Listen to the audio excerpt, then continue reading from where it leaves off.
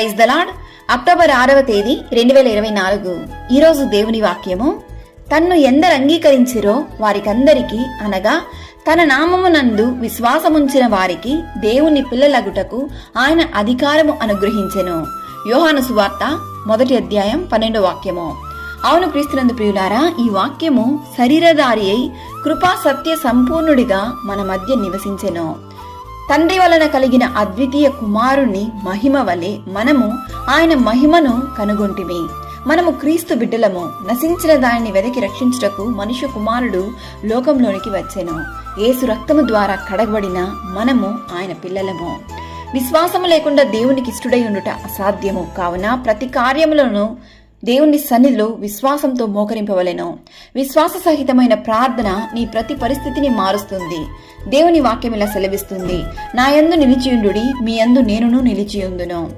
ఈరోజు ఈ వాక్యం వింటున్న ప్రియ సహోదరి సహోదరులారా, మీ జీవితంలో మీరు ఎదుర్కొంటున్న ఏ సమస్య అయినను, వేదన అయినను, బాధ అయినను దేవుని సన్నిధిలో కన్నీటితో ప్రార్థించినట్లయితే దేవుడు మీ ప్రార్థనకు ఖచ్చితంగా జవాబిస్తాడు. దేవుడు మిమ్మను ఆశీర్వదించును.